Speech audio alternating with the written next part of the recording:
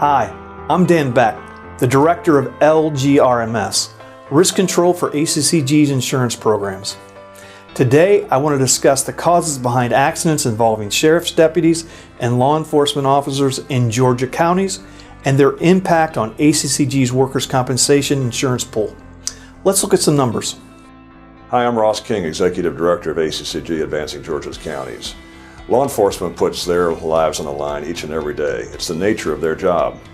Sometimes we can provide assistance to these officials as a result of providing better training and providing stricter policies.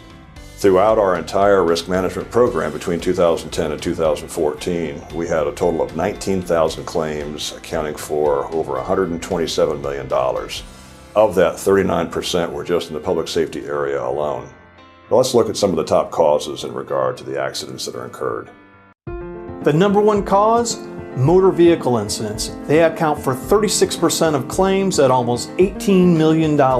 Number two, slips, trips, and falls. They make up 18% of those losses at more than $9 million. At number three, arrests and altercations. They account for 17% of losses, also at almost $9 million. Number four, incidents while training. This includes PT, firearms, or defensive tactics training. These injuries account for almost $4 million. And at number five, for the top causes, foot pursuit injuries. These claims added up to almost $2 million. Now that you know where the claims are occurring, what's your next step? How can you reduce the risk of these incidents from occurring in the future? It's all about creating the right culture. Leadership values are the first thing that can help you create a risk reduction culture. As a leader, what do you value?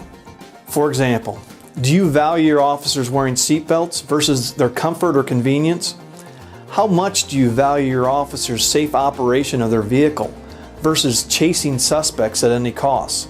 Whether you say these out loud or not, your employees will know what you value based on what questions you ask, what you measure, and who you recognize. Using the seatbelt example again, show them you value this by asking your deputies regularly about their seatbelts. Measure their usage and recognize those that meet your expectations. Step number two is to set clear expectations and certainly place them in writing, then articulate to each and every employee. Written policies equal a strong set of consistency in terms of performance. Local Government Risk Management Services has a template on policies such as seatbelts, and it's important that if you are interested in receiving documentation from LGRMS, that you make that petition. Step three is reinforcing through thorough training, because just telling someone to wear a seatbelt is not training them to do it. You must sell each employee on why wearing their seatbelt is important to both the organization as well as themselves. LGRMS can provide you with on-site training on multiple topics including safe motor vehicle operation and other top causes of claims. This training is free to our membership and likely meets post requirements. The fourth step to creating risk reduction culture is accountability. When you set an expectation, you must hold employees accountable. If you don't, that value and policy will not seem important to your employees. Be a leader. Establish clear consequences for failing to follow expectations and hold your employees accountable. The last step is to establish a goal and then put in place a feasible action plan. Do you have a high rate of accidents, car accidents as an example?